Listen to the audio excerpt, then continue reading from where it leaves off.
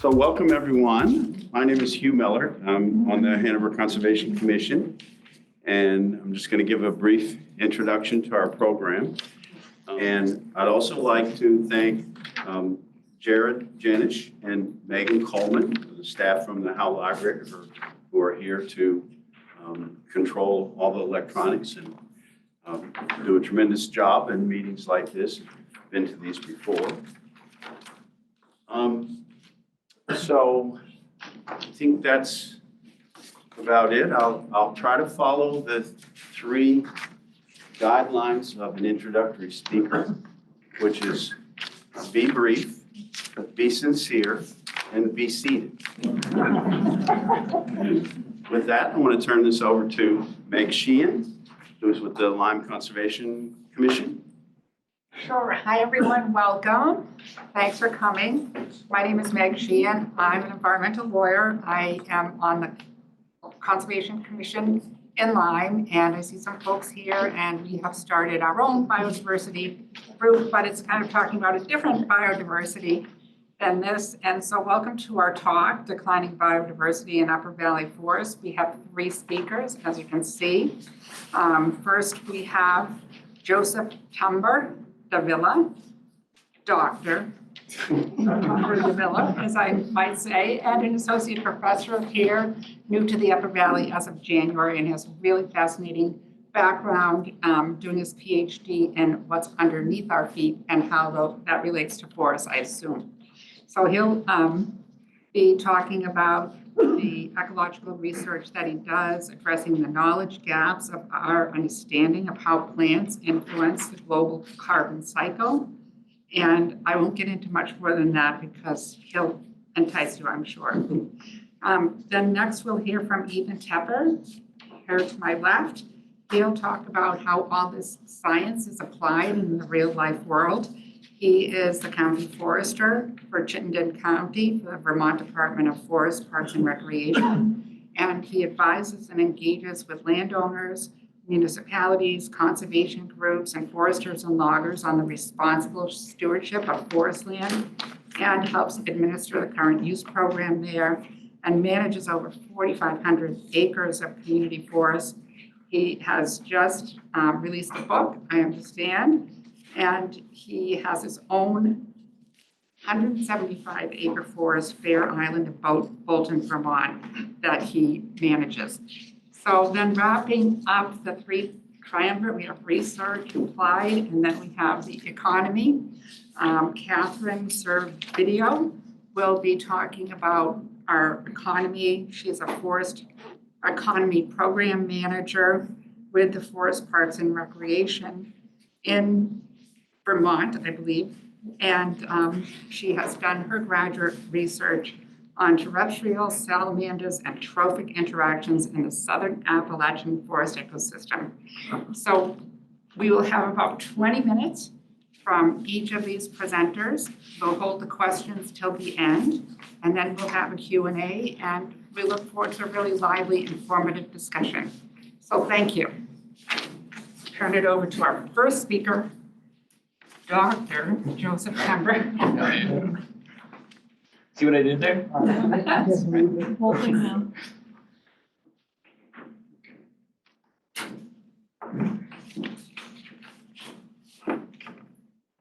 We were joking earlier that the only time people call me doctor is like mockingly or jokingly, so Ethan had to make sure that I was called doctor today. Okay, so hi everyone. So yeah, I'm Joseph Tumber-Dávila, and I'm an assistant professor of environmental studies at Dartmouth College. And I'm just really excited to share this space with you. I just joined in January at Dartmouth, so I'm excited to get to meet some of the people in the region. I did my undergrad at UNH, so I'm really familiar and love forests here in New Hampshire. And just excited to be back and learn and engage with all of you folks here in Upper Valley. So in my talk today, I'm going to kind of have 3 short sections. One just on our forests, like past, present, future, an introduction to ecosystem services, since that's what the title of this talk was, and a little introduction to some of the major risk and disturbance agents facing our forests. But just putting us into kind of the perspective for North America, Here we have New England, and New England is about 75 forested by land area. There are 15 million people in New England, and there are about 15 million hectares of forest. So we have just as many hectares of forest as we have people. That's about 38 million acres. So lots of forest up here. As you can tell, compared to the rest of North America, we're in one of the most heavily forested regions in the US especially. But these forests have undergone a lot of change in the last 400 years. So, for millennia, most of New Hampshire and New England was mostly forested. We had percent forest cover on the X, and years from 1600 to now, or year on the X and percent forest cover on the Y, this vertical axis. And so we see from 1600 and from millennia, the forest was the land was mostly forested, a little bit of reduction in forest cover as people started settling the region. Then we go from 1800 to 1850, and we have a massive decline in forest cover in New Hampshire. This is as we have more settlement, more of that land is being converted to agriculture. And we move on from 1850 onward. People started leaving in the mid-1800s out west. The farms started getting abandoned, turning back into forests, and we're now at about 80% forested here in New Hampshire. And that black line now is New England. You can see that New Hampshire is pretty much on trend with the rest of New England. We have the same exact kind of pattern as people started settling the region, and then those farms started getting abandoned. Most of what differentiates New Hampshire from the rest of New England is in these kind of lighter colors, the pink, purple, blue. We have southern New England where most of the development has occurred, so that's Massachusetts, Connecticut, Rhode Island, a little bit less forested. Then we have Maine, New Hampshire, Vermont being the more forested states in New England, which makes up that kind of total 80% of land use here. To break that down even just a little bit further, now thinking about the last 100 years, I wanted to show some of the land use. So most of the changes have just been a slight reduction in farmland from 1940 to now, and then a little bit more development in the last 100 years. Still, a lot of the landscape is forested. One of the biggest changes, though, has been that we've protected a higher proportion of that forest, and that trajectory is kind of continuing to increase as we move forward. So what's it look like today then? We're at that 80% forested level. We have the rest of it, less than 5% is ag, developed, less than 5% is ag, and we have other. We look at that on the map, the colors are the same, so the green are forest, red is developed, yellow is ag. Here in the Upper Valley, we're, no surprise, mostly forested. But another big part of the landscape is ownership. And New England is pretty unique in kind of the ownership status in the region. So most of our land in New England, I guess the laser pointer doesn't work that great on a TV screen, so I'll stop trying to use that. Most of the land in New England is family forest owned, and then we have kind of corporate forest ownership, mostly in Maine and very much northern New Hampshire. A little bit of federal, basically the White Mountains is what is making up that kind of federal percent, at least a big chunk of it here in New Hampshire.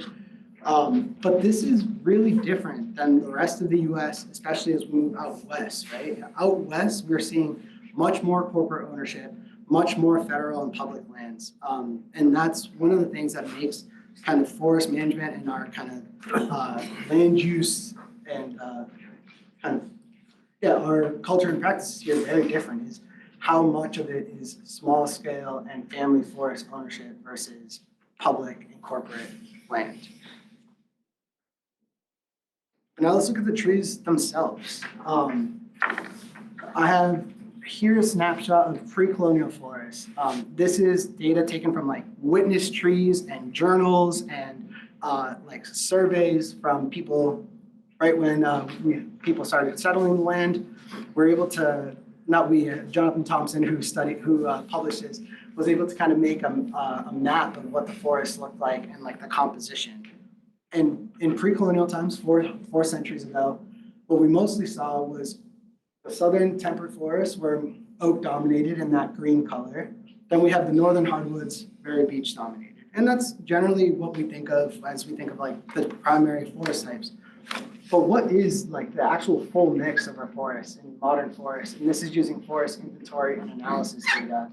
One of the biggest changes we see now in modern forests is that maple has basically taken over in many ways, become the dominant tree. And we're not talking about sugar maple, we're really mostly talking about red maple, kind of like the raccoon of our forest, you know, that like very adaptable, doesn't care about the conditions, will survive through anything.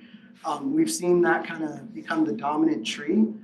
And a little bit maybe hard to see here, but in what used to be, or in like the beech northern hardwood forest, we're seeing a lot more birch too in the modern forest. So we're seeing, you know, maple and birch really increasing its proportion compared to what we really think of like as the dominant forest types, kind of the oak in the south and the beech in the north. So now I just kind of guided you through probably a lot more than you wanted to about the past and use of our forest. But I thought it was nice being the first talk here to like give our kind of 10,000 foot view of New England, at least my perspective of what's been happening here. But as I promised, we're going to talk about ecosystem services again, because that's what we were asked to come here and talk about. So what are ecosystem services? Ecosystem services are the direct and indirect benefits that ecosystems provide humans. I can feel kind of vague, but most people think about in these kind of general umbrellas. We have provisioning ecosystem services. They're the things we get out of the forest, the timber, the food, the pulp, the paper, you know, the actual physical products that the forest provide.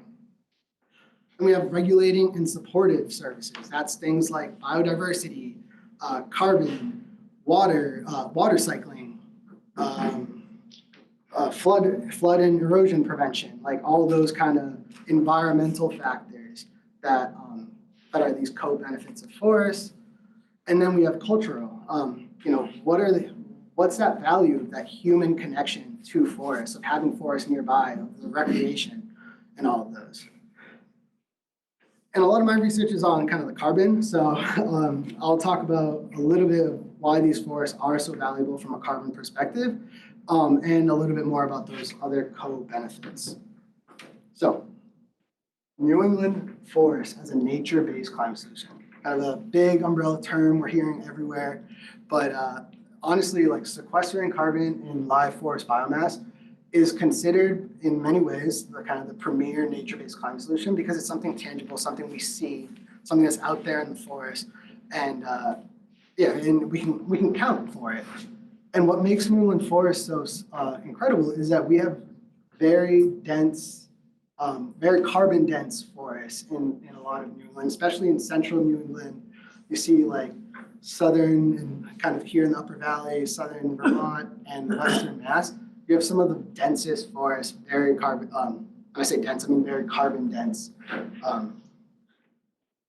To put that in kind of the big picture numbers, the above ground biomass in these forests, you know, the wood, the leaves, the litter, it stores about 4.5 billion tons of CO2 equivalents. That's a lot of CO2. And annually they absorb about 27 million tons, which is somewhere about 14% of our emissions. So you can think of every year what the forest takes in is somewhere about 14% of our emissions. New Hampshire is 25% of that, so a pretty big chunk of New England as a whole in terms of its carbon sequestration. And this carbon's being relied on to meet a lot of policy goals, and that's not going to go away in the future. If anything, it's going to increase. So we have to think about what role do the forests play in trying to meet some of our policy goals. You know, Massachusetts has a net zero by 2050 policy that allows for 15% of its emissions to be offset by forests. You know, that's in the policy, that's in the law. We're going to continue to rely on forests to try to meet these goals. And at kind of the broader scale, we have carbon markets in the US, like such as the California market and these voluntary carbon markets. And people are participating in them. In New England, about 7% of the carbon credits sold in the California market come from New England. And I don't know what the percentage of the voluntary market is, but there is participation in that as well. So it kind of provides another market or potential opportunity that it's part of kind of the world we're living in now. And what are the other co-benefits? One we all know and love, wood products and buildings, clean water, clean air, shading and cooling, recreation, jobs and economic opportunities, healthier people, and biodiversity. And I'm not going to go into all of these now, but I'll give just a couple examples just to provide a snapshot. So with clean water, each acre of forest is believed to be able to filter about 500,000 gallons of water every year. It's a lot of clean water that a relatively small chunk of forest can filter. And about a 10% increase in forest cover can lead to about a 20% decrease in the cost of wastewater treatment downstream. What about clean air? These forests in New England remove about 800,000 tons of air pollution each year, worth about $500 million in health benefits.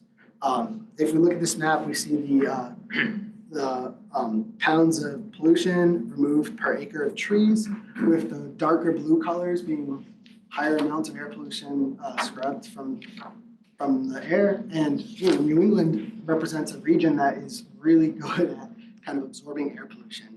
Also has to do with the fact that we have a lot of air pollution, but we can ignore that part for now. Recreation and health. The recreation industry is a massive economy in New England. It's about $52 billion in consumer spending in the region and contributes about $7.5 billion in taxes in New England. And then there's the health benefits. So access to nature can reduce some healthcare costs related to like heart disease and diabetes as much as like 40%. And just access to nature and being in nature is known to promote recovery from mental fatigue, improve mental focus, and reduce depression. Last one of the co-benefits I'll talk about is jobs and economic opportunities. I think a really key one in the region.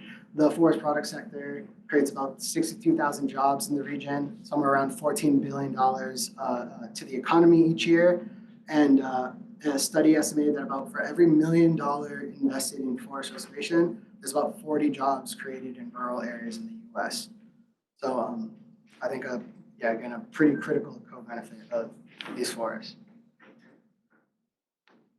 Now I'll switch and talk about the risks in the forest. So we talked about the history, we talked about the benefits. Now let's talk about what risks our forests are facing. So first, there's land use and forest conversion. So development, fragmentation, kind of the transition from forest to non-forest, mostly from, in this case, human actions. Then we have changing climate patterns that are expected to continue. We've seen a lot of droughts in the recent 20 years, and there's no evidence that that's not going to continue moving forward, and a lot of impacts to our forests. Hurricanes and winds, I'll expand on that one in a second. But hurricanes are a major disturbance agent in New England, although they're not something we think about that often. Ice storms, winter precipitation, and changing phenology and that vernal window. So here I'm talking about like milder winters leading to more winter precipitation, leading to reduced snowpack, leading to frozen grounds and changes in kind of that spring window. Those are major impacts that we're still not quite sure what are the long-term consequences in our forest, because it's very unclear how changing these cycles and systems will impact the forest as we see them. And then biotic agents, I won't talk about them because they're the focus of like almost all the other talks in this series, but we have invasive plants, pests, pathogens, wildlife, and overbrowse. And I'm sure you can think of a million more risks that I didn't mention here, but these are kind of some of the ones I focus on and I see as kind of really important to New England's landscape. So one that I think is important to think about is that land use change and forest conversion. So about every year, 30,000 acres of New England forest is lost, but 5,000 acres are converted back to forest. We have a net change of about 25,000 acres of forest every year in New England. And that threat of development and forest loss comes from many different things. You can see this map here shows in the red, high development threat, blue, low development threat. So basically urban, commercial and residential sprawl are a major driver of this.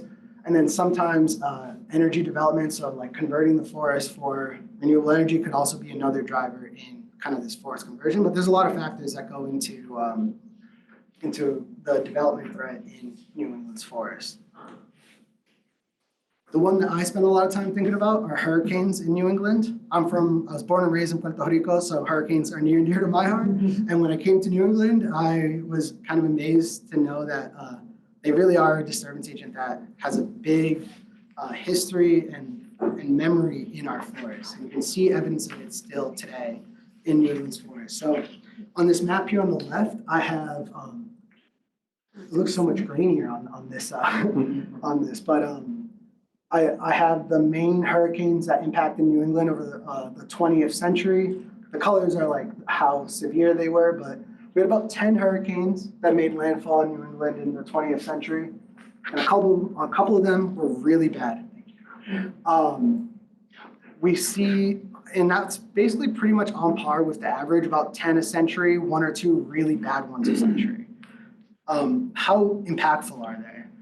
So in a study that's actually coming out in a week, I'm really excited about, we modeled kind of the impact of like what a hurricane would have if it hit New England today. And we have on the y-axis here kind of the emissions or the downed forest carbon from that hurricane, and we have 3 hurricane scenarios. Kind of the baseline is what if a historical hurricane hit today, then the projected max severity, or what if the wind speeds increased by 8 or 16%. So kind of a small change in max wind speed, 8 or 16%, pretty not super crazy. And that dashed line is the amount of carbon sequestered by forests every 10 years. So essentially what we're seeing is every hurricane that hits is able to like wipe out the equivalent of the amount of carbon sequestered by the forest at every decade. And we're seeing about 10 storms a century. You know, we could see kind of some really interesting things happening with the carbon balance, and it's just a risk that it's important to consider when we're using forests as, for example, a nature-based solution or a carbon offset and all of these things. So with that, I'll end it there and just with some key messages. So New Hampshire, New England, as you all know, largely forested, has been for millennia, but there's been a lot of changes through time in these forests. Wanted to give an overview of these critical ecosystem benefits, but it's also important to acknowledge that these forests are vulnerable to a large variety of risk agents. So yeah, thank you very much. I'm happy to talk with anyone. If you want to reach out to me, I have my contact information there. Thank you.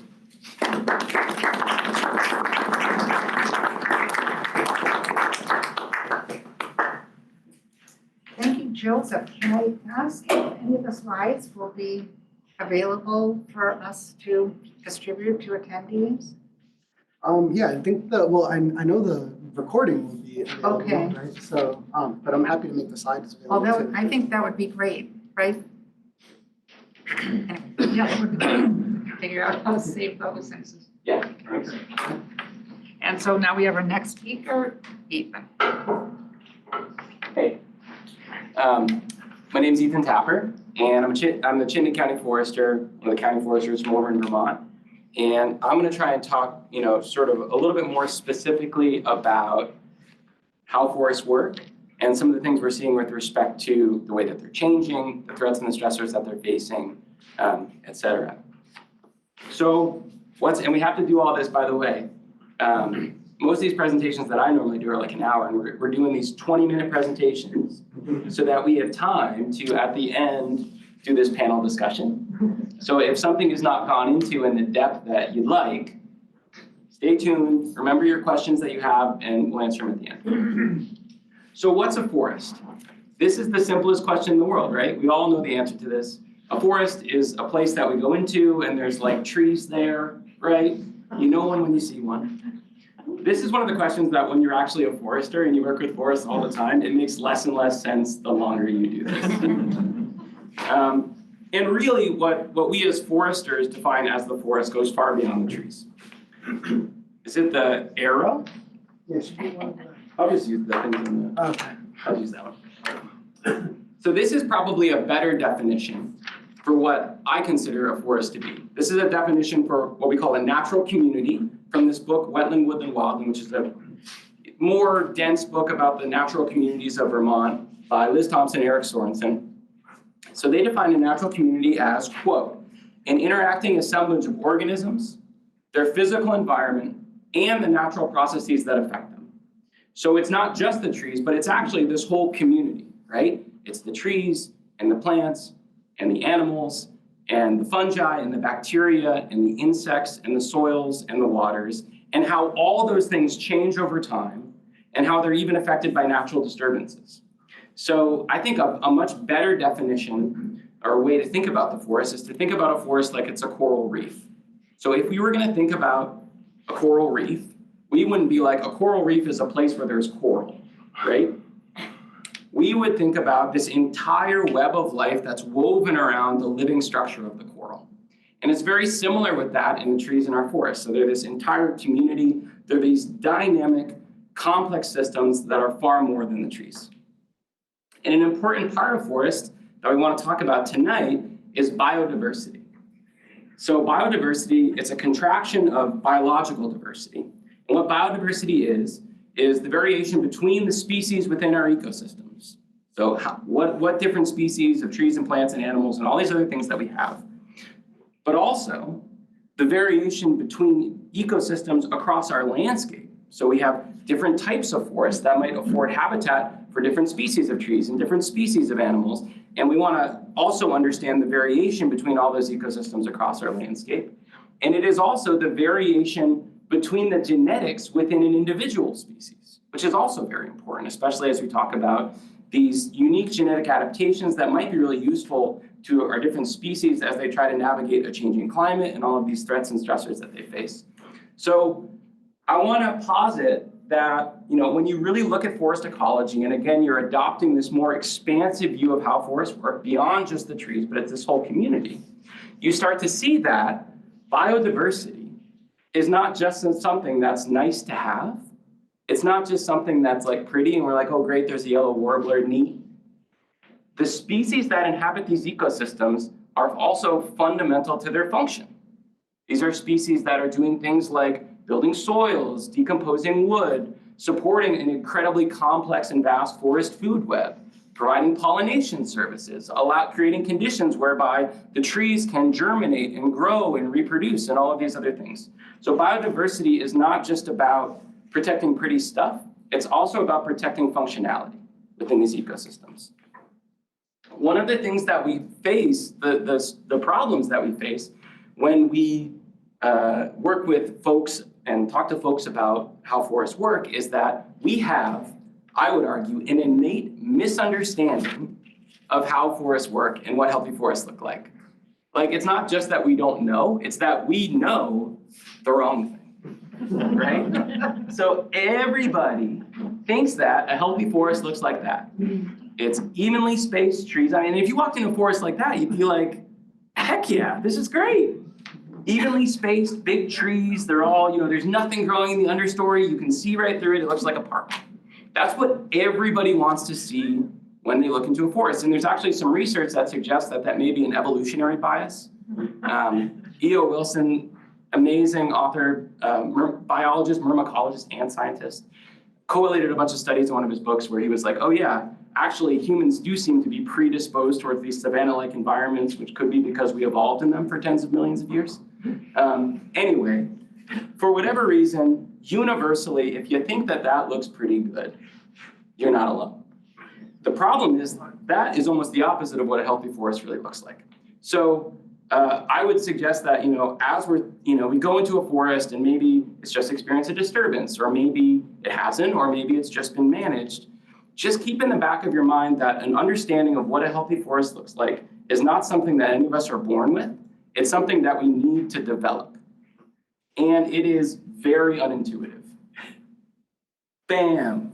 Laying it on a little thick, but This slide is meant to represent the fact that things that we would normally associate as superfluous or as bad or as messy are often like the most foundational and vital parts of forest ecology. So things like big old trees that are maybe like declining and dying, things like dead wood on the ground, gaps in the canopy, many different sizes and ages of trees that create this kind of like messy appearance. Those are actually much closer to what a healthy, resilient, biodiverse forest looks like than that first picture.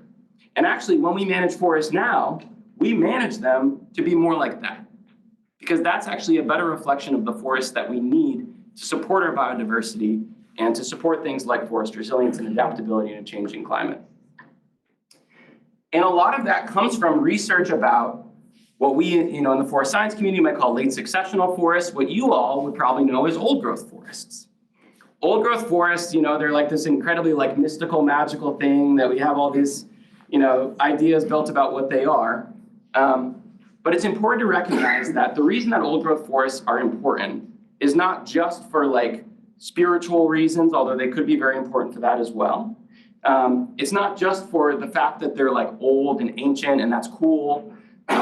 It's because they also model what forests have looked like on this landscape for thousands of years, right? So prior to European colonization, just a few hundred years ago, we had a landscape that was dominated largely by these late successional or old growth forests. Those are the conditions to which our native biodiversity, all of the species that live here, adapted to for thousands of years. They are, for the most part, old growth forests, and they are also really cool because they're also defined by their irregularity and their variability. So it's very difficult to say they're always like this. Multi-generationality, many different sizes and ages of trees, not just that single generation.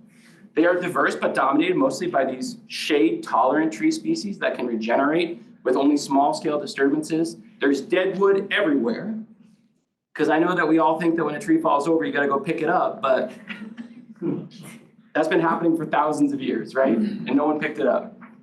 An irregular canopy that's punctuated by frequent gaps. And this is, so my favorite book for a popular audience about forest ecology is this one. It's by John R. Luoma. It's called The Hidden Forest: Biography of an Ecosystem. And it's actually about a forest in the Pacific Northwest, the Andrews Experimental Forest. What it is basically they put together this multidisciplinary team of foresters and biologists and myrmecologists and mycologists and botanists and ornithologists and geomorphologists and hydrologists and all these people to really get together and break down some of these silos and try to understand how all these different things relate to each other and how they comprise the function and the structure of these forested communities. And he says, quote, "Ecologists have come to believe that forest ecosystems, in fact, are as much about disturbance as they are about stability." So this is one thing that's been really interesting for me. I'm a forest manager, and I do things like cutting trees. And I started this journey toward forestry like 15 years ago as someone who just wanted to love forests and to protect them. And it just seemed like we needed to be like this with forests. And then I started to understand not just the incredible array of threats and stressors that they face, but also the way in which, in a very real way, they understand and thrive from tree mortality and disturbances. And actually how a lot of the most beautiful and generative parts of these ecosystems come not just from living trees, but also from disturbances and the death of trees. And actually, a lot of the things, if we were to go into an old growth forest today with that multidisciplinary group of scientists, they would probably be spending very little time looking at the living trees and a lot of time looking at the dead trees. So Joseph talked about, Dr. Joseph, I should say, talked about these landscape level patterns. So for a lot of Vermont and New Hampshire, what I say is basically every forest you've ever been in was a pasture in the 1800s or was cleared for an agricultural field at some time in the last couple centuries. Old growth forests are exceedingly rare. In Vermont, they're like 0.1% or less. So there's this incredible amount of landscape alteration and use that our forests are now recovering from. As a result, our forests are very young. Most are 60 to 100 years old, 60 to 100 years removed from a clear cut or an abandoned field. And as a result, we don't have any of those characteristics, or those characteristics are really underrepresented across our landscape that would have been super common just a few hundred years ago. And again, that we'd find in those old growth forests, and again, that our native species have adapted to, right? So we have disproportionately younger forests. So sometimes that means smaller trees, but a lot of times that means forests that are actually like simpler. So they are a single generation of trees, and they just haven't gained all these elements of complexity, things like deadwood on the ground, things like multi-generationality, many different generations of trees, things like big old trees, and all those other characteristics that are fundamental to old growth forests, and also, again, to our biodiversity. Lacking complexity, deadwood, soil carbon, also landscapes that lack a balance of different forest types, and also different forest composition. So a map that Joseph put up there showed the predominance of beech, right, in our forests just a couple hundred years ago. So in the county that I lived in, pre-settlement records suggest that our forest was somewhere between 40 and 60% beech. Incredibly dominant tree species, which at the time was a tree species that was capable of living to be like 400 years old, providing these massive ecological benefits through its beech nuts and also just through all of the different, various benefits that trees provide. Now, we have 3 to 5% beech trees, and the beech trees that we do have live to be like 40 or 50 years old because they have this non-native pathogen called beech bark disease that prevents them from doing that. So it's really important, we don't need to get depressed about it, but it's really important that we recognize framing in all these discussions is how we're just completely off the map with respect to having these incredibly altered ecosystems. And we need to know that. And we need to know that at the same time that our forests are recovering from this really aggressive land use and all these other things, that they are facing an array of threats and stressors now. So we think about climate change. And a lot of times when we think about climate change, we get like, we'll sometimes focus solely on carbon, but it's really important that in addition to focusing on climate change, we think about this word, which is global change, which is a much more relevant word when we think about how we're actually caring for our ecosystems. Because what global change is climate change plus all the other threats and stressors that our forests are facing, right? Because they're not just facing climate change, nor are we. They are also facing these legacies of past land clearing and mismanagement, these invasive exotic or non-native invasive plants, animals, pests, and pathogens, forest loss, forest conversion, deforestation, forest fragmentation, pollution, global biodiversity loss. All of those things together comprise the sum total of the threat and the stressors on our forests. And so when we create solutions, we can't just only think about climate change any more than we can just only think about any one thing. We need to think about how we're protecting our forests holistically and caring for them in light of all of these things. So some of these other things that we're going to talk about, and you have events coming up in this event series that are going to specifically focus on non-native invasive plants, on deer overpopulation, deforestation, and development. I'm just going to mention them briefly because Joseph already did. This is the one that keeps us up at night. And you should know that deforestation, like when you go into a forest that's been managed and there are stumps and trees have been cut down, that's not deforestation. Deforestation is the permanent conversion of forest to non-forest. So when we talk about forest loss or deforestation, that's what we're talking about. We're not talking about, when we go in and do forest management and some trees were cut down. Even if they cut down all the trees in an acre, right? We're talking about when trees get cut down and it becomes a house site or a parking lot or a business or a road or anything else. That's what deforestation is. And that is the scariest part of the scariest threat that we face. Because if we can't stop deforestation, nothing else that we want to do with respect to reforming the way we manage forests, taking care of invasive plants, dealing with deer overpopulation, none of that matters. Because you can't do anything if you can't keep forests as forests. We are losing in New Hampshire 13,000 acres of forest land a year. And one of the things that is sometimes, like to our chagrin, is that we see sometimes a lot of pushback. Time's up. Almost, yeah, I'm almost sorry. done. A lot of pushback against forest management on protected lands, right? Which are actually is something where we're actually trying to manage for all of these really positive things, and that forest is going to regenerate. We're managing it to try and attain all of these other benefits, and much less pushback against deforestation, which is actually permanent forest loss, which is the existential threat against our forests and our biodiversity, which is something that we need to fix. Deer overpopulation, fundamental threat to forest's ability to be diverse and to regenerate. Deer probably native to the Upper Valley, but not many other parts of Vermont and northern New Hampshire, and have no predators except for humans. Non-native invasive plants, same thing. We can't do anything, we can't manage forests if we can't regenerate. And if every time a natural disturbance or a human-caused disturbance happens, it regenerates a monoculture of a species that our native species are not co-evolved with, we can't do anything either. So when I think about, and this is my last slide, when I think about, when people are like, what's a healthy forest? When people ask me what's a healthy forest, I define it in terms of resilience. So just recognizing that, our forests are facing all of these extreme threats and stressors and challenges. And so we want to manage not for forests that are stable, that are like resisting those things, but for forests that are resilient, forests that are capable of maintaining their health and their natural processes as they change and as they face these stressors, with the recognition that, especially in a changing climate, we don't fully understand all of the stressors that they're going to face.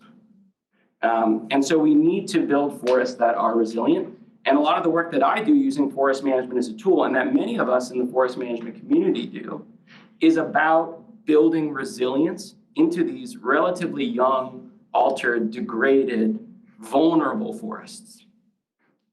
Okay. I have to get used to hyping this. This is the book that I wrote.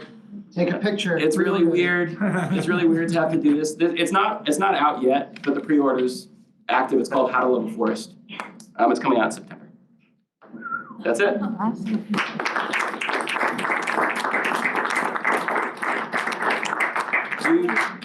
Should I stop the share and then move, or should I just start the other I presentation? think you just pull it up because it's the same window. Cool. Okay, so our next speaker is Katharine You want to do it? Servidio, Forest Economy Program Manager.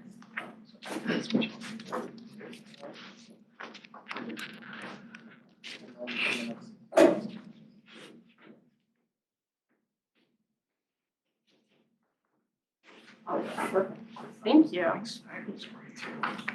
Okay. Hi, everyone. Katharine Servidio. I'm the Forest Economy Program Manager with Vermont Department of Forest, Parks, and Rec. At first, I was excited to be the last person to talk, and then I realized as Ethan was talking, I would have to follow Ethan. This is a real tough act to follow. So I was asked to come and kind of speak about the importance of forests and healthy forests to our forest economy. I do work in Vermont, so I'm going to be talking about Vermont's forest economy, but it is a regional one, and here in New Hampshire, you do have my counterpart. His name's Andy, and he actually works with UNH Extension.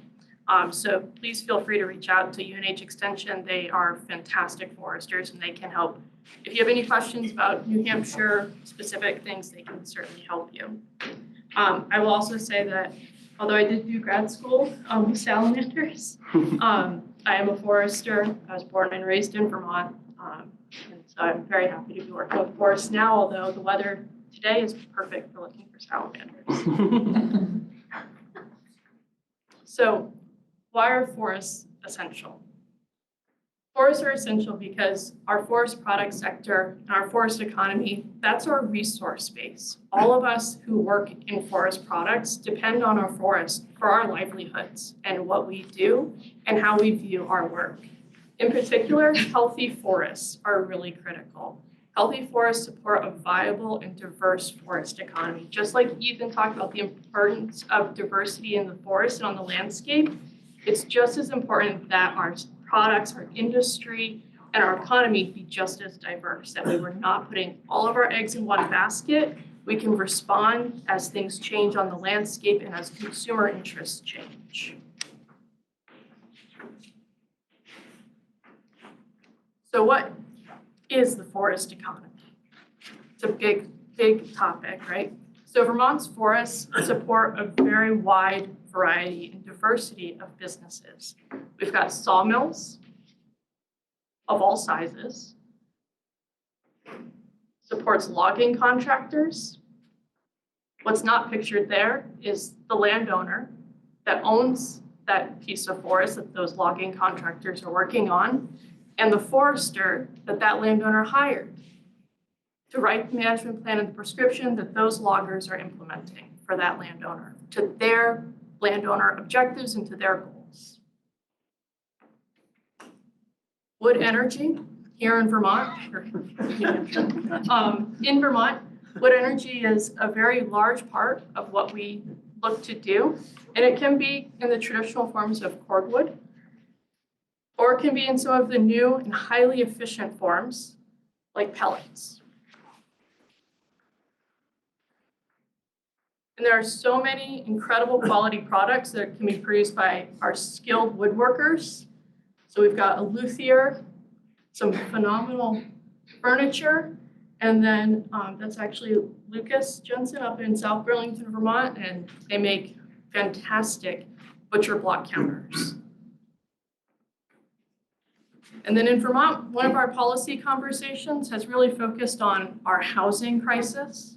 And so really critically, our forest product sector sees itself in a pivotal role to respond to that because we help build those homes and we're in a position to help do that. In all, Vermont's forest economy provides more than 15,000 jobs and more than $2 billion in economic contributions to the state. It is significant. It's more than agriculture in the state of Vermont.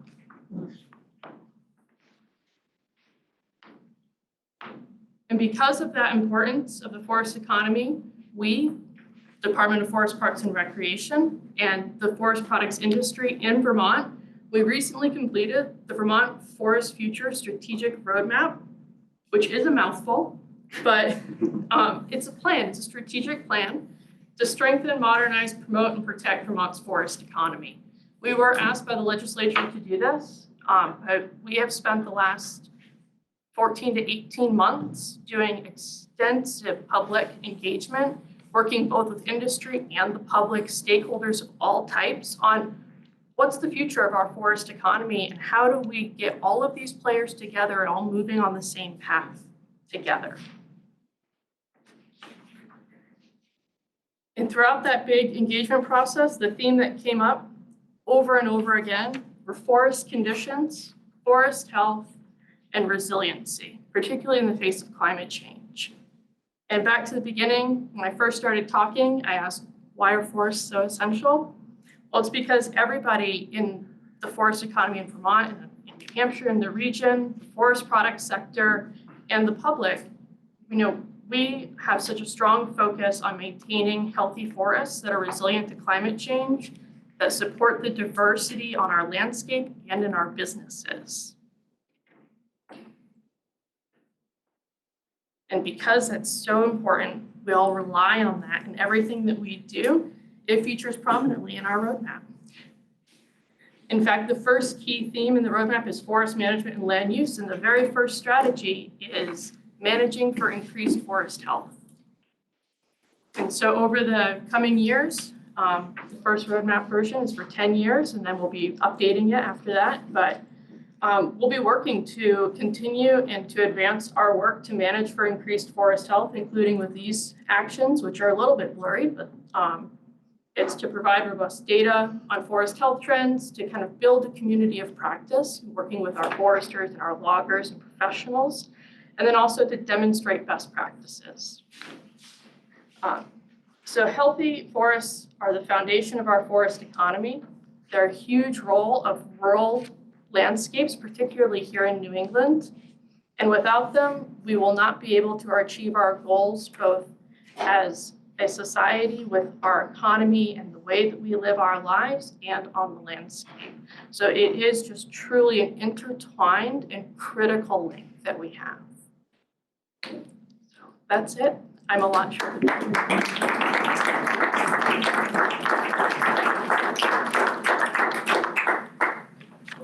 Should I stop share? I think so. Stop sharing. Okay, great. Thank you so much, Katharine, and thank you to all the panelists. So now we have some time for Q&A, I think until about 7:30, if that's correct, my timekeeper. So how we'll do this is members of the audience will direct their questions to me, and then we'll kick it over to the most appropriate panelist here. So for that, questions, comments, ideas, suggestions? What are the rates of deforestation in the states like New Hampshire and Vermont? Is that a critical problem, deforestation in our states? Yeah. So where do we see that though? Where do we see Yeah, deforestation? is it up north someplace or is it happening in our upper valley or I think it's happening everywhere, but I think it's happening clustered around our growth centers.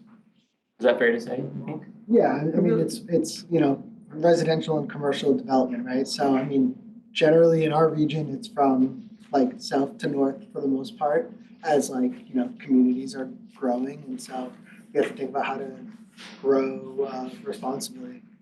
And Yeah, I think it's very important to recognize that, you know, as we think about, one thing that we think about and talk about a lot is like protecting and preserving functional landscapes. So ecologically functional landscapes, culturally functional landscapes, economically functional landscapes.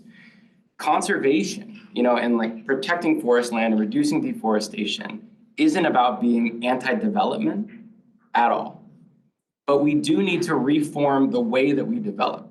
So what we're trying to encourage folks to do in Vermont, it's really hard because all of the planning and zoning is done at the town level, right? We don't have rules that can really govern that at the state level.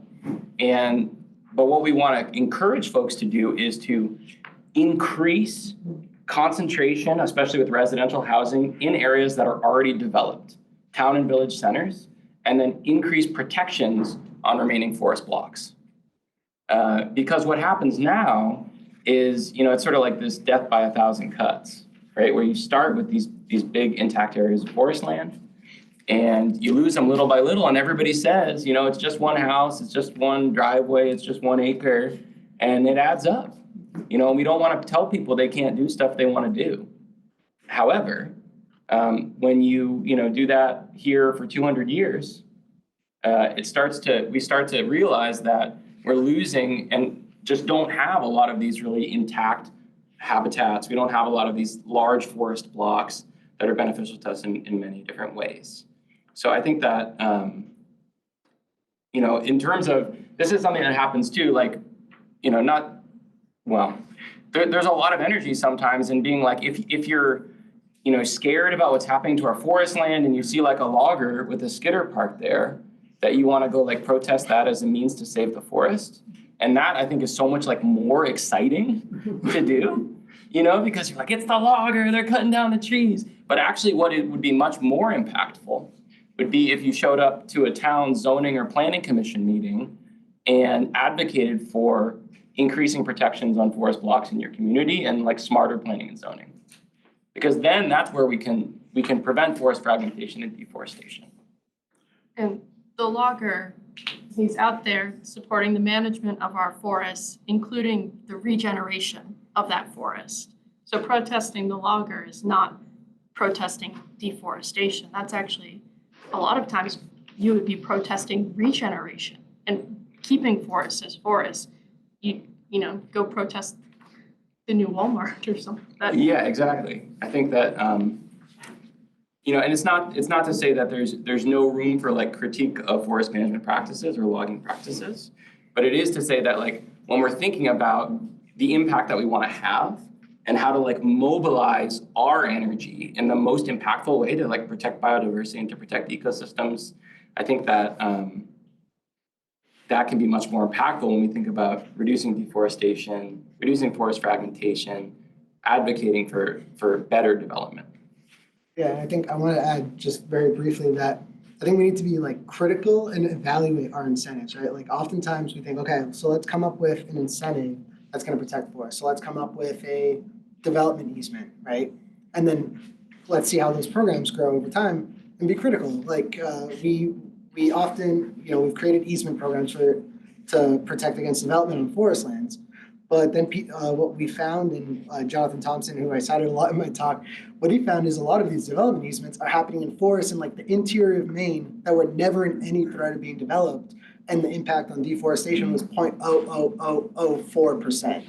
So we're putting all this money in easements in places that were never had a threat. And so we need to be critical about, okay, how do we did something because we were with well-meaning intentions, and not like, let's not like, like go and like with pitchforks and stuff to the state house, but let's be, okay, well, we tried it, it didn't work. How do we like go back to the drawing board and think about solutions and incentives that get to where we want it to go? Well, I think she had her hand up first in the back. Green. Can you talk about the environmental impact? I guess I'm most interested in leaving a forest alone versus managing it, logging it regularly. Like, is there a need to manage forests? Can you just let them be? Is it better to be managing them given the prior disturbance? Can you just talk about that a little? Okay. Go for it. It's Okay. an incredibly nuanced question because they're all different. But so I'm sort of I think a little bit of a unicorn in that, meaning weird, in that I am a forester and I do forest management. I work with loggers and mark trees to be cut and I do all these things. But starting from a place of solely looking at ecological benefit. So I was just like, how do we make forests healthier? And the cutting of trees can be this like profound tool to provide these underrepresented habitats in our landscape, to make a younger forest more like an old growth forest in decades rather than centuries, to do things like put deadwood on the ground and put gaps in the canopy and provide all these habitats. And just realizing, for me personally, I was like, how do we do that? But I think what we're realizing is diversity in the moment we find ourselves in. Diversity is such an important thing in so many different ways. So like diversity within forests is really important to, as Katharine said, like not putting all of our eggs in one basket, risk spreading, in terms of if we have all of our trees are the same species and then some impact of climate change or some new non-native invasive pathogen affects that tree species, suddenly we lose all our trees at once, right? And if we have a more diverse forest, we're buffered from those larger scale, more catastrophic impacts. Similar benefits accrue when we have a forest that's not a single age of trees, as many of our forests are, but are many different ages of trees. And then, in addition, we want to have a diversity of different approaches across our lands. We don't want to do all the same thing everywhere because we're just in this incredibly uncertain time when we don't exactly know how everything's going to go down. And so we want to try a lot of different things. One of the approaches that we want to have in some cases is not managing a forest, but we don't want that. We don't want it to look at that as like the solution to everything.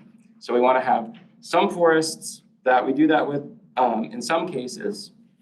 And we also want to recognize that some of the values that we need to be clear about the values that we're not managing that forest for, in the same ways that we want to be clear about when we're managing a forest, the values that we're managing them for. So if we're not managing a forest, the values that we're not managing them for may be things like trying to maximize carbon sequestration and storage, which may or may not be the case. Trying to accrue those old forest attributes, those cool things I talked about that happen when you have old growth forests, and to just let forests become old growth on their own. And I think almost our entire conservation community is united in the idea that we want to have forests that are unmanaged.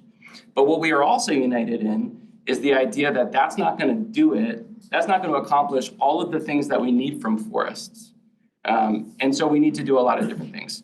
One thing that I'm really excited about, for instance, in a biodiversity crisis is, again, using forest management as a tool to create these attributes like multi-generationality in our forests that we know we have tens of thousands of native species that are adapted to, and we're in the middle of a biodiversity crisis.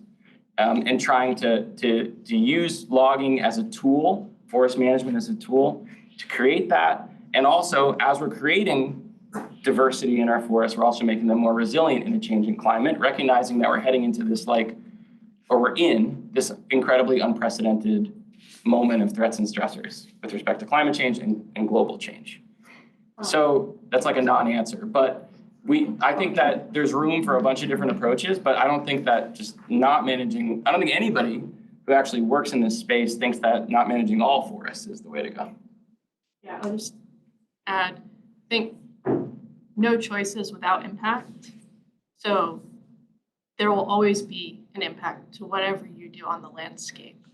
And just knowing what it is the most important part. And I'll add, Dr. Joseph, put up a slide that showed the different ownership types of the forests here in New England. And it is predominantly privately owned family forest owners.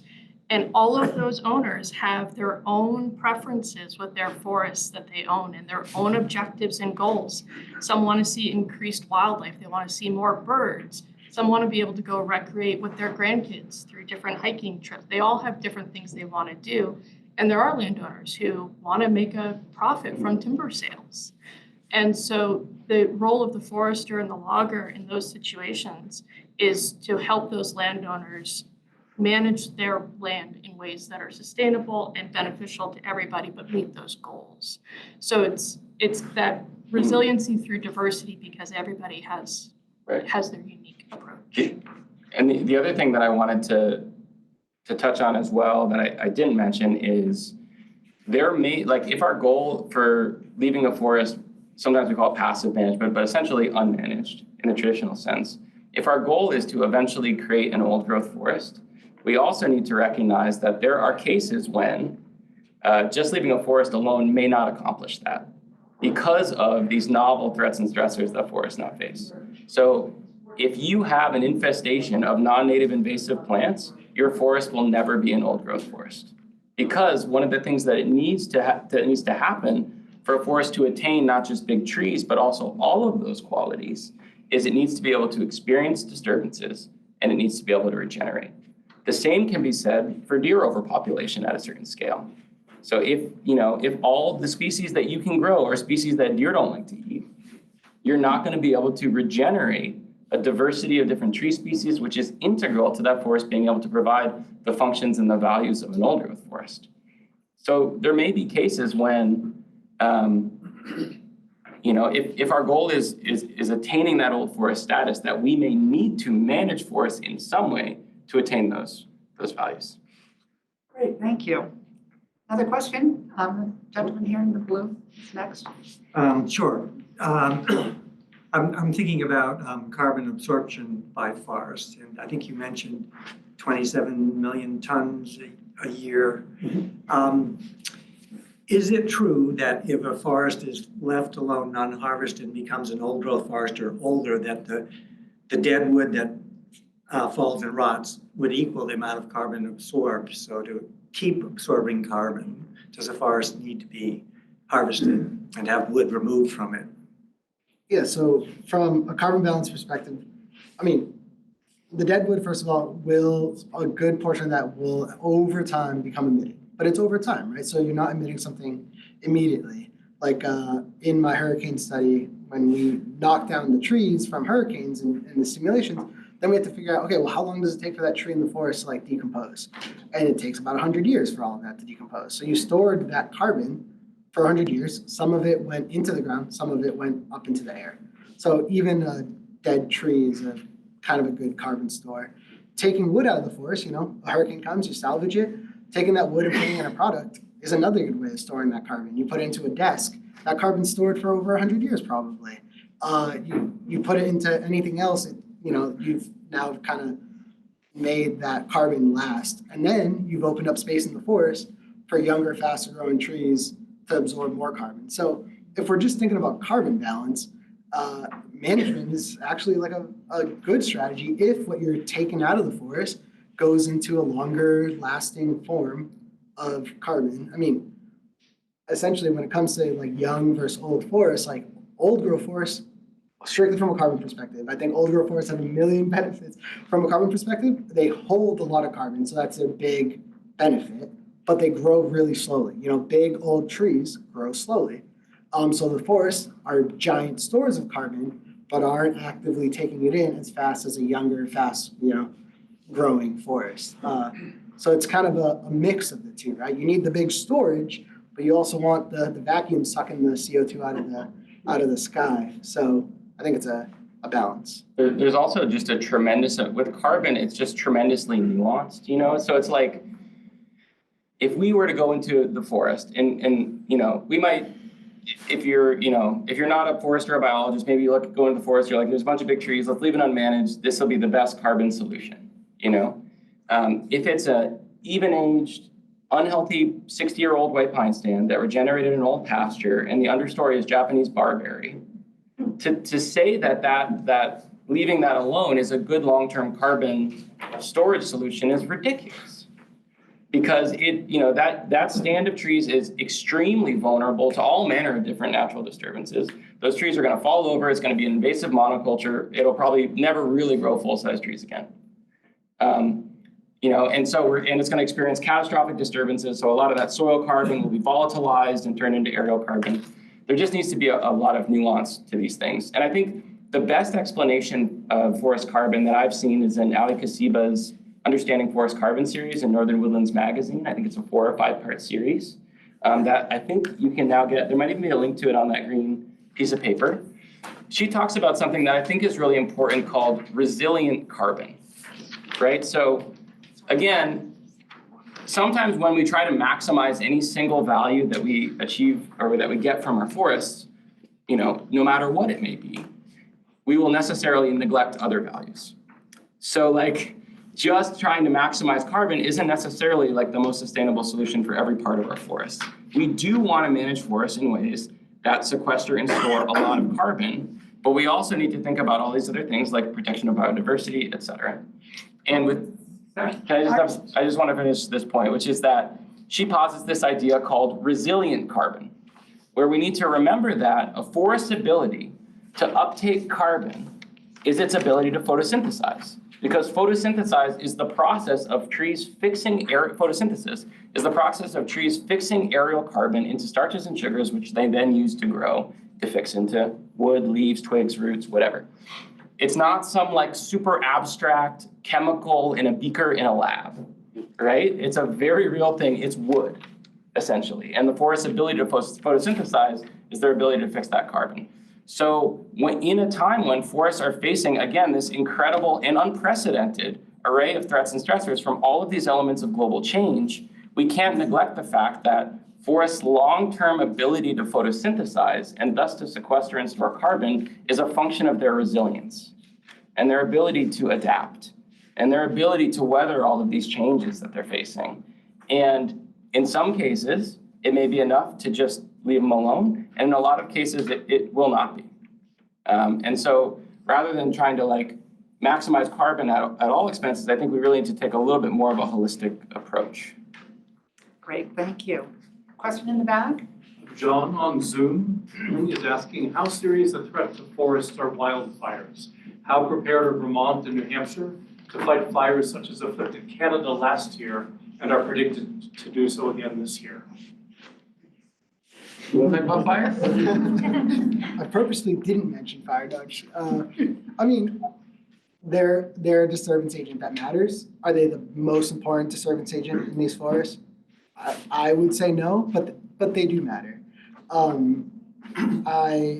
There's people that talk about a lot of New England forests because they're wet as asbestos forests. I think that's taking it too far.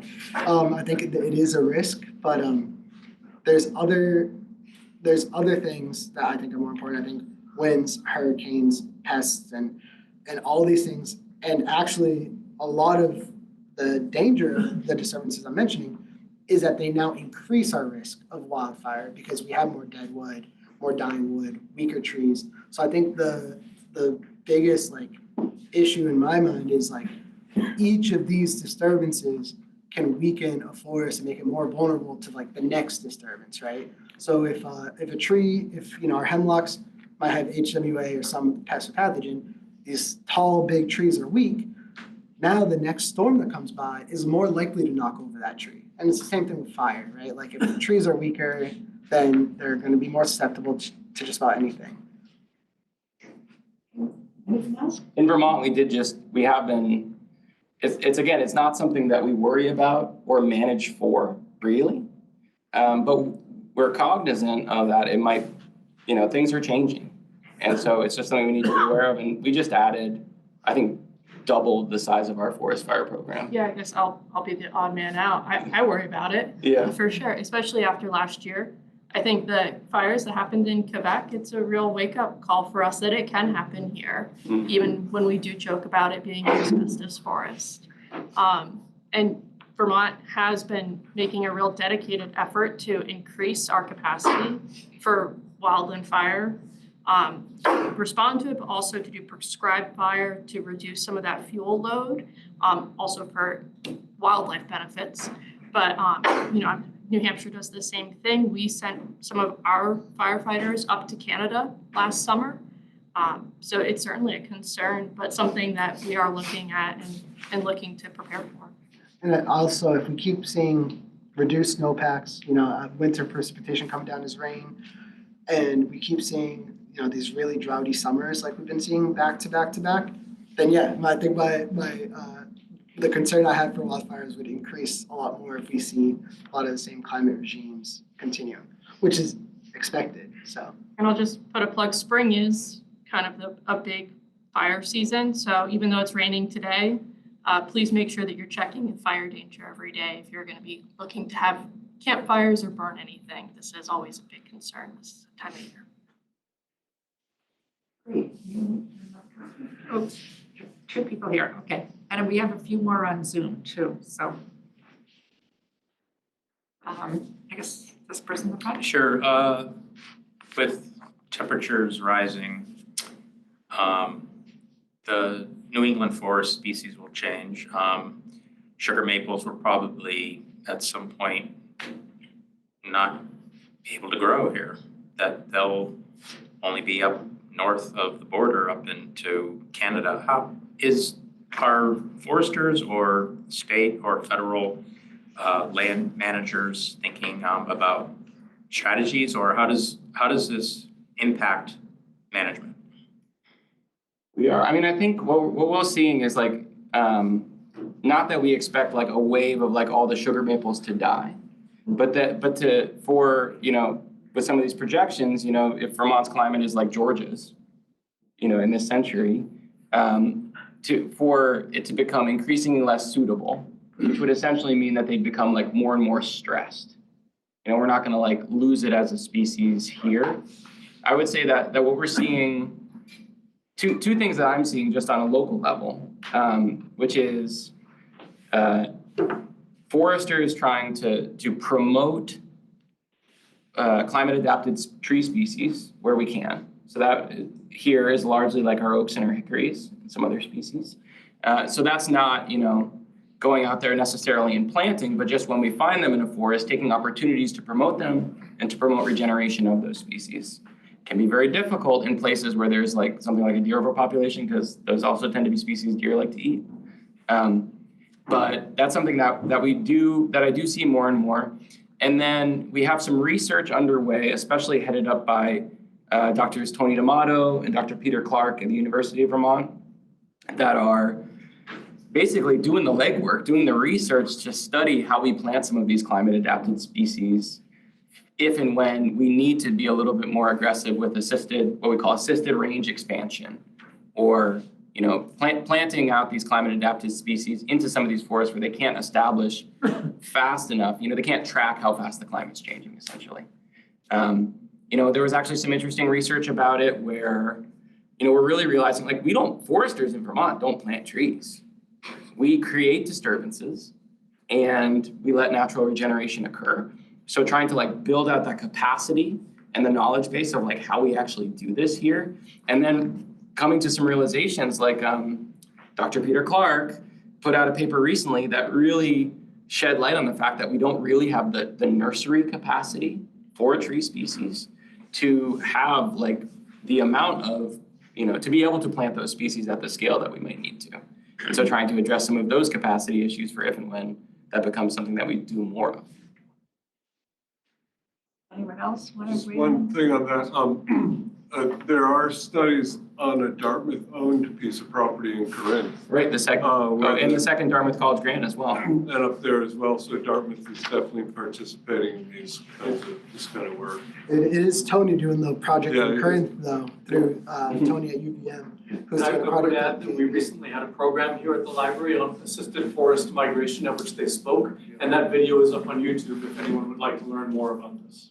Yeah, and to be clear on terminology, so there's like, assisted migration isn't a super specific term, but usually when we talk about assisted migration, that usually means taking a species entirely out of its native range and like planting it north, right? So that for here, that would be a species that isn't here right now, that we're planting, from some southern area. Whereas what we're doing more in practice is assisted range expansion, which is taking some of the species that are not well represented here, but are at the northern end of their range. So where I work, that's species like red oak, white oak, bitternut hickory, shagbark hickory, and then just increasing their prominence and just moving them in this much more incremental way, rather than actually like expanding the range itself. Well, 3 more questions, okay? I know. Well, so I noticed, especially that the vast majority of forest land by acre percentage is privately owned. So I guess I'm just wondering, in a large way, like what you guys do with that data. Like, is there some kind of outreach program to people who own like a metric ton of land? Like a lot of folks are with a lot of wealth seem to want to try to keep it. So like, how do you steer them away from the profit motive, that sort of thing, and toward what do you do with the data?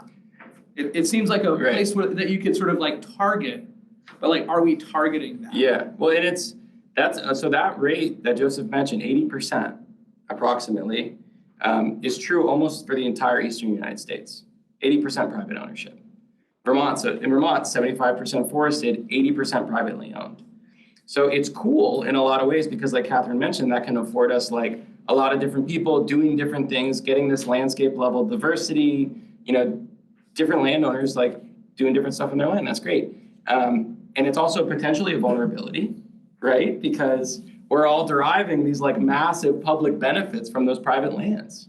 We're all like getting clean air and clean water. We're all getting carbon sequestration and storage. We're all getting, wildlife habitat and biodiversity protection and scenic beauty and all of these other benefits, living in this incredibly, incredibly beautiful landscape. And most of those forests are owned by people. So I think maybe Katharine, I think his question was, what are you doing to reach out to Well, so people? So maybe Katharine has something to. Well, so the program that I work for is the private lands program. Okay. In Vermont, Okay. County Forester program. Here in Vermont, it's for the Vermont Department of Forest, Parks and Recreation. In New Hampshire, it's for UNH Extension. And maybe you can say some specific things that you do to reach out to people. Do you, mail them, put on forums? I mean, how do those 80% of people know that you exist? Right, so I can't speak to in New Hampshire. In Vermont, we put on hundreds of public events a year. We are active, we manage this program called the Current Use Program, which is a conservation program whereby about 50% of the land, of the forest land is enrolled in this program that requires that people follow a forest management plan that's approved by the county foresters and monitored by the county foresters. We write articles, we make videos, we reach out to them in a number of different ways. Right. Thank you. And in the roadmap, a very large part of that also is increasing our engagement, particularly with the unengaged landowners, because a lot of that 80% are people who own land but maybe aren't entirely sure what they want to do yet, or they haven't engaged with a forester, or they're not enrolled in one of the programs that both New Hampshire and Vermont have that help landowners connect and manage their woods in sustainable and healthy ways. And so there is a very large interest and push to increase that outreach. Yeah, and here in New Hampshire, being a forest ecology professor, I get a lot of people trying to ask me like how to manage your lands. I'm a horrible person to ask, so for anyone out there, don't ask me. But I do guide everyone to the extension foresters because it's like the first starting point for anyone in each county, right? Each the UNH has the cooperative extension, and at each county they have a forester that is there to provide like access and essentially, I guess, your counterpart, right? Yeah, Yeah. also county foresters, yeah. There are also, we have partners, like in Vermont, we've got Vermont Woodlands Association. In New Hampshire, there's the Timberland Owners. There are different, private nonprofit groups as well that do a tremendous amount of engagement and support, and we partner with them regularly as well. All right, 2 questions in the back. Thank you Well, I very think much. there Oh, was a sorry. gentleman who had a question before with the classes. Oh, sorry. Yeah. It'll be really quick, I think. For Joseph, I don't want to get too in the weeds, but your hurricane slide, am I interpreting you correctly when you say a hurricane event knocks out a decade's worth of carbon storage gains? Yeah, and that was, so the carbon's worth of decades of storage that we had was for a decade without hurricanes. So it's hard to know the full balance, right? But somewhere, each hurricane can knock out potentially a decade's worth of carbon sequestration. And we're getting a hurricane every decade?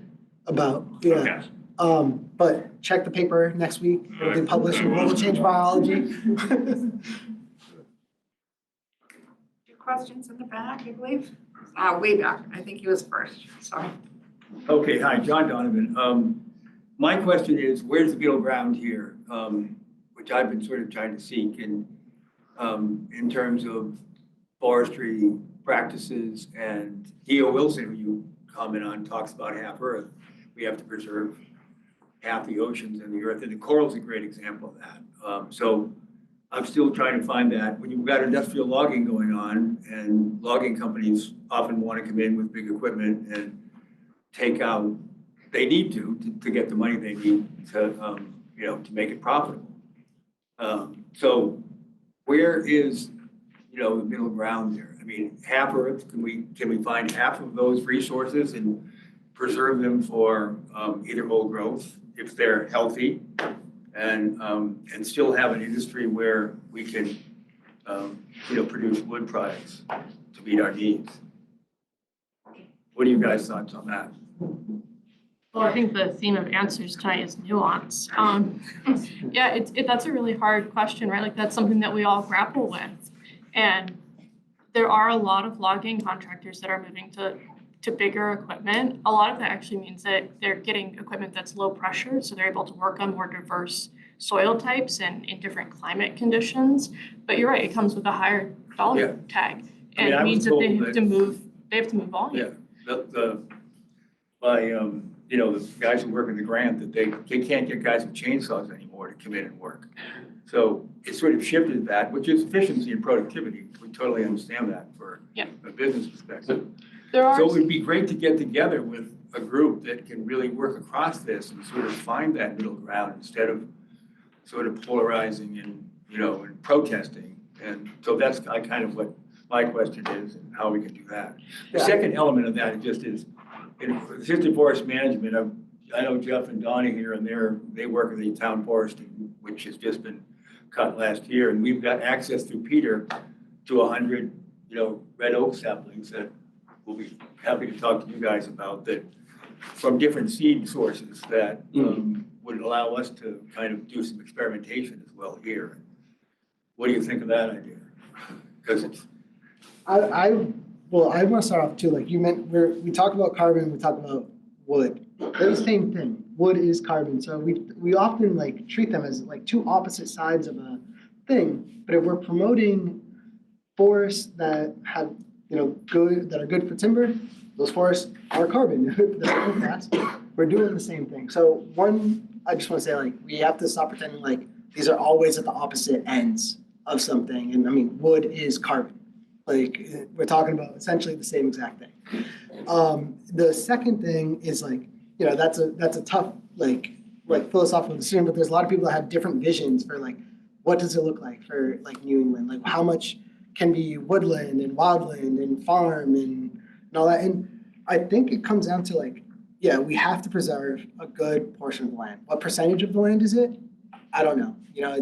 But also we have to think about like using the land in a way that is sustainable and can provide multiple benefits, right? Working woodlands, like working forests that provide multiple co-benefits, all the co-benefits we talk about of human health, like just leaving it alone to grow like we should have a good percent of, subsection that is that. But a lot of it has to be the kinds that's gonna support life. And so, I can't give you a percentage. Our life or the life of the, of the actual forest is the I question. mean, both, but, Yeah, and that's where the biodiversity comes in. The question is, in many cases, if you can leave trees to grow in places where they are, a lot of the wood management that's been done is well done. So you've got early and late successional habitat. If you can find places to leave them alone. We're losing insects, we're losing birds, at an increasingly large rate. And now we're over the top in terms of, the tipping point, right? So what we do in the next 10 to 20 years. So that's kind of the question I'm asking. But Can I we think- continue doing the same things we're doing? I think we are doing a good job. I mean, I think the thing I'm most concerned about is deforestation and some of these other forest health issues. But I think, That's kind of shifting the burden, isn't it, a little bit? Because it's, nobody wants deforestation. Right? Sure, but so I guess what in your question, the part that concerns me is this idea that forest management and like biodiversity protection are mutually exclusive, No, when in fact they may be mutually dependent. absolutely. So we think that we need probably, and these are oversimplifications, but to satisfy all of the ecological, economic, and other things that we ask from our forests, we need basically 3 different categories of forest. We call it the triad, right? Industrial forests, as you mentioned, which there really aren't industrial forests as we talk about them in this part of New Hampshire, in Vermont. We're talking about like forest management like you've never seen, which is actually something that E.O. Wilson advocated for as a means to promote that half-earth principle. He wanted, really intensively managed GMO plantations of timber managed like farms, which is something that usually we don't want as much, right? But so that's where we get a lot of wood products from. And then we have relatively unmanaged reserves. And then we have in between this really cool category, which is what I would call like family forest or working forest, which is where we have the ability to harvest local renewable resources, to manage forests adaptively for things like biodiversity and ecological integrity and climate resilience, to respond to the things that forests are facing, and maybe even to maximize biodiversity in many ways. So that to me, we need all 3 of those things probably to meet all of our demands, but those 3 things are interdependent. So if we want 50% of our landscape to be unmanaged reserve, we probably need 50% to be these really intense monoculture plantations where we're doing super industrial forestry. And vice versa. If we want less of that, we need less reserves. Was anybody done studies on that? Because it's an interesting dynamic. So you're saying if we left half of it, we're gonna have to intensively manage it to create the forest products that we need. But we don't really know that yet, do we? I haven't certainly seen any data that says if you actually, what Wilson said, why he wrote the book Half Earth is because he said ocean and earth. We have to basically take half of it and leave it alone if it's, if it's healthy. The coral's the same way. I mean, there are reefs down in the Pacific that they've left completely alone and gone back 10 years later and coral are. I mean, I think if you want a really good example of this balance struck really well, I'd recommend looking at some of the models provided by especially the Vermont Department of Forest Parks and Recreation on our state lands, which are being protested right now as we do these plans, which is silly. Many of these state lands have a significant portion of unmanaged reserve. They have forests and they have a large area, or much smaller, but large area of forests that are also being managed with these ecological forestry principles. And they're trying to strike that balance. Can we come together? That's the thing, instead of protesting over here, say, okay, we're gonna do this, but, we're not after everything. The sense I get in some cases that, the forestry industry is we want access to everything. And I don't know who that is. Yeah. well. Okay, I think maybe we need to move on to the next question, please. Thank you. I don't know who that is. Interesting discussion. I'm sure we could talk about that for a long time. Anyone else with a question? Okay, he was, I didn't have a question, but the comment was asked a little while ago about what is being done, what can be done. I would encourage anybody in Vermont to get involved in Vermont Covers, which runs 3-day overnight programs for landowners. And one thing they leave at the end of that 3 days always is suddenly they're talking about a healthy forest is a messy forest. You know, there is that tendency among many people who own forests that they want them to look pretty, as your first slide showed. But, you know, after 3 days of meeting with all sorts of people from state agencies, federal agencies, and so forth, they begin to come away with the knowledge that that's not what a healthy forest is. And you know what It they all, encourages them to make contacts with all sorts of people when they want to set the goals for their forests and manage them. that organization, so it's Vermont Coverts, which is spelled like covert, Yeah, Coverts. it's just not covert. And the other thing that they always say, which is a great saying, is it depends. That seems to be the theme. It Yeah. depends. Another question, Tony? Yeah, so, so much of the forest, you have all this tree fall and your saprophytes then break that down, and then we get, much deeper organic layers in the soil. How much of the sequestration is in that organic layer of the soil itself beyond just the trees and the carbon there? The soil carbon pool, there's more carbon stored in soils than there's in the atmosphere. I wish I could remember the numbers right now, but it's much more. I have heard 50%, if I'm I think way in. it's greater than that, actually. I think it's more like 60%. Yeah. Yeah. So, it's a big pool. And one of the things people are trying to figure out is well, with a lot of these carbon dioxide removal strategies, how do we pump it deep into the soil? The deeper you pump it, the more stable it is, things like that. But yeah, there's a lot. It's an important and more stable way. There's a lot of research in figuring out how to make it more stable, how to bind soil carbon into minerals. So there's a lot of work in that direction. But yeah, that's how we turn dead trees into stable carbon. That's a pretty good way. Or we turn it to biochar and make it stable. There's a million strategies, but. Thanks. Yes. And to go back to the question about conserved versus unconserved land, what's your opinion about the Vermont Act 59, the biodiversity, where the aim is to conserve 30% of the land by 2030 and 50% by 2050? Yeah, so the 30 by 30, 50 by 50 is how we in Vermont often talk about it. I think everyone has a lot of different approaches to it, and I think that this is a great way for Vermont to kind of approach it in a structural way. The most important thing is to always remember that really good forest management can happen both on conserved land and on non-conserved land. And bad things can happen on both too. So it's not always the solution to every problem. There's still additional work that has to happen. But working forests are a huge part of the land that will be conserved. I think there's we need to there's details about what constitutes conserved land.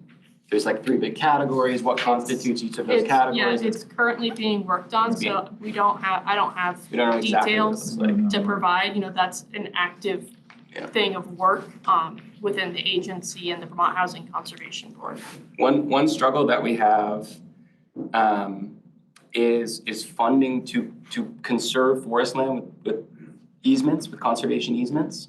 So I donated a conservation easement on my land, but initially in talks about it to the Vermont Land Trust, it's expensive to conserve land because someone has to look after that easement. If someone were to violate that easement sometime 200 years in the future, they have to be able to go to court over it or whatever. And so, you do this valuation and you're like, okay, this is what my development rights are worth. This is, I'm giving away $200,000 of value. And with agricultural land, sometimes when you conserve agricultural land, you're like, I'm giving away $200,000 in value, and someone will give you a check for $200,000. With forest land, you might have to pay $20,000 to give away that $200,000 in value. And so, I think one thing that we look at as something that might be really necessary to meet those goals is an increase in funding for forest land conservation. I'll also say conservation can take a lot of different forms. And so like what Ethan talked about with the program that he currently works with, the use value appraisal program, current use, that is a form of conservation with our working forests and our agricultural lands. So that, you know, there are lots of different ways to approach conservation, and just like what Ethan talked about diversity in the forest and I talked about diversity in the industry, it's the same approach. Not one thing is going to solve that puzzle. Any other questions? Anyone online? No? Sure, just one quick question. A large property owner wanting to conserve their property after death, what's like the best way to do that? Or is there? There's a book about this. Is there? Yeah, I What's can it called? picture it right now. So this is actually has been a real point of focus for a lot of our conservation partners, is what we call forest succession planning. So recognizing that our land ownership tends to skew older, and we're seeing some of this land be lost, or we're afraid it's gonna be lost as it transfers generations, right? So there's a number of different things you can do, but in Vermont, and I'll bet in New Hampshire as well, there's a bunch of these organizations. So in Vermont, Vermont Woodlands Association, Vermont Housing and Conservation Board, Vermont Coverts, all provide assistance to landowners in like figuring out in their will how they're gonna protect that land. The most durable form of conservation is a permanent conservation easement. I say that's what we call like big C conservation. That is protecting that land forever. And then there's other forms of what we call like lowercase c, little c conservation, which may involve putting it in some kind of a trust, putting it in some sort of an ownership structure or something else that will protect it as it makes that intergenerational transfer. There's people are being really creative with it. Yes, and the land trust will help you out with landowner assistance. You have Northeast Wilderness Trust, which is based in Montpelier. You've got Upper Valley Land Trust here, Nature Conservancy, many groups wanting to talk about that. Yes. Okay, I'm Barbara McAvoy, because I know a lot of you, but I want to thank the panel. I think it was excellent, and I loved the conversations that we've had with all the people here. Don't forget, there are 2 more of these events. The next one is on deer. I think the place will be packed. I hope there are lots of foresters here then. The green sheet, though, you should take. It has the URL, so you can reach the carbon series that ran in Northern Woodland. The links are on the back of this green sheet by the table here. Also, thinking about different ways to manage forests, there's a fascinating article listed towards the bottom of the page where Don Waller worked with Nick Rio, who was here at Dartmouth for a while, about first stewards, the Menominee and the Ojibwe Indian management of the land they hold for 150 years. Is always being forested a little bit. And they have more biodiversity than any of the national forests nearby, by far. The way they have been managing that area was like just a huge amount of so that's an interesting article. So that's mentioned here at the bottom of the page. So I want to thank you all. Don't forget to pre-order How to Love a Forest by Ethan Katharine.